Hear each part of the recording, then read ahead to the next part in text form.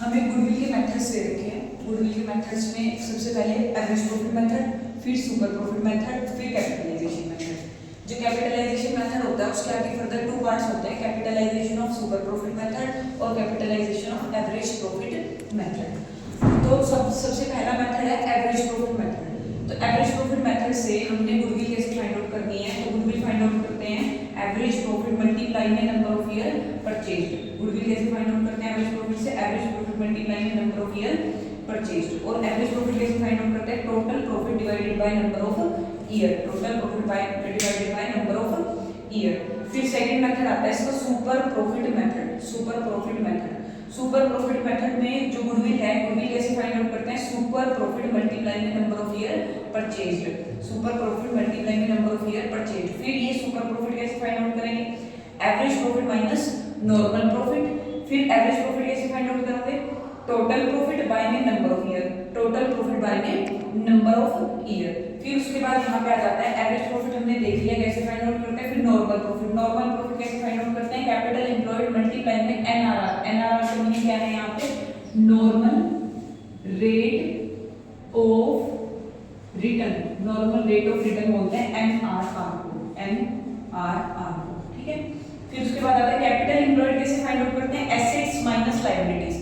कई बार तो क्वेश्चन में क्या होता है, आपको एसेट और लायबिलिटी की वैल्यू गिवन होती है, तो आप एसेट माइनस लायबिलिटी कर दोगे तो आपकी कैपिटल एम्प्लॉयड निकल जाएगी, ठीक है। फिर उसके बाद कई बार क्या होता है, एसेट और लायबिलिटी की वैल्यू के साथ साथ आपको टोटल कैपिटल भी दी जाती है पार्टनर्स की। तो आप क्या करोगे, कैपिटल एम्प्लॉयड को फाइंड आउट करने के लिए जो टोटल कैपिटल है पार्टनर्स की उनको ऐड कर दोगे, तो तब भी आपकी कैपिटल एम्प्लॉयड क्या हो जाएगी, फाइंड आउट हो जाएगी।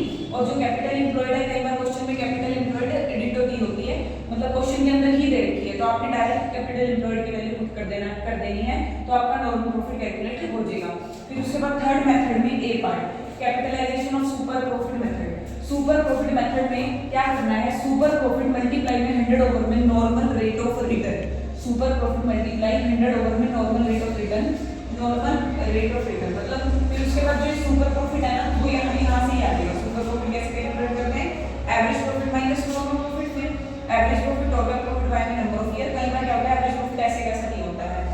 और ये normal profit capital employed multiply में number of normal rate of return, same ऐसे कैसा, मतलब ये वाला प्रोसीजर जो सुपर प्रॉफिट वाला है, यहाँ से लेके यहाँ तक आके करनी है इस वाले मेथड। उसके बाद आता है capitalisation of average profit method. इसको कैसे फाइंड आउट करेंगे, capitalised value of average profit minus capital employed. और जो capitalised value of average profit है उसे कैसे फाइंड आउट करते हैं, एवरेज प्रॉफिट मल्टीप्लाई 100 ओवर में normal rate of return minus, और कैपिटल एम्प्लॉयड कैसे फाइंड आउट करते हैं, एसेट्स माइनस लायबिलिटीज। एक पॉइंट और बता दें मैंने इसके अंदर कि जो ये एवरेज प्रॉफिट दे रखा है, एवरेज प्रॉफिट दे रखा है, इसके अंदर सारे के सारे जो एबनॉर्मल लॉसेस हैं उनको क्या कर दोगे, आप ऐड कर दोगे, माइनस कर दोगे एबनॉर्मल गेन, एबनॉर्मल गेन को, या उसको क्या बोल सकते हैं, प्रॉफिट्स को। अब एबनॉर्मल लॉस क्या होते हैं और एबनॉर्मल प्रॉफिट होते क्या हैं। अगर हम बात करें एबनॉर्मल लॉस की, जैसे कि loss by fire, loss by fire मतलब क्या है कि आपकी कुछ गुड्स थी वो फायर से जल करके क्या होगी, नष्ट होगी, मतलब आग लग गई उनमें तो वो खराब होगी आपकी। तो आप अगर उन गुड्स को सेल करते तो उस साल क्या होता, आपको प्रॉफिट होता। तो उस साल आपको प्रॉफिट होता तो आपने उसमें से प्रॉफिट में से माइनस कर रखा है उन गुड्स को, तो इस वजह से एबनॉर्मल लॉस को क्या कर देते हैं, ऐड कर देते हैं। या आपकी गुड्स क्या हो गई, चोरी हो गई, चोरी होगी, लेकिन अगर आप उन गुड्स को सेल करते तो आपको उस साल क्या होता, प्रॉफिट होता, लेकिन आपने प्रॉफिट में ऐड नहीं कर रखा, तो इस वजह से उसको ऐड कर दिया।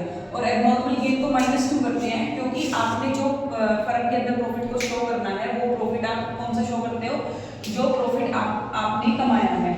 लेकिन आपको अगर आपकी लॉटरी लगी, लॉटरी से आपको 1 लाख रुपए का प्रॉफिट हो गया, तो आपने उस प्रॉफिट को ऐड कर रखा था, इस वजह से एबनॉर्मल गेन्स को क्या करते हैं, सबको माइनस करते हैं। जो भी स्पेकुलेटिव प्रॉफिट्स होते हैं उनको क्या करते हैं, माइनस करते हैं, ठीक है। तो इस वजह से ये पॉइंट याद रख लेना कि एवरेज प्रॉफिट में एबनॉर्मल लॉस को ऐड करेंगे, एबनॉर्मल प्रॉफिट को माइनस कर देंगे। और एक और चीज कि जो एवरेज प्रॉफिट कैलकुलेट करते हैं ना, एवरेज प्रॉफिट में से जो भी सैलरी दी होती है पार्टनर्स की उसको माइनस करा जाता है, रेम्यूनरेशन दी जाती है, रेम्यूनरेशन का नाम ही सैलरी होती है, रेम्यूनरेशन भी क्या करी जाती है, माइनस करी जाती है। और जो भी नॉर्मल प्रॉफिट होगा उनको ऐड कर देंगे, नॉर्मल लॉस होगा उनको क्या कर देंगे, लेस कर देंगे। तो बस ये टॉपिक था गुडविल मेथड्स। उसके बाद इनके क्वेश्चंस के करते हैं प्रैक्टिस।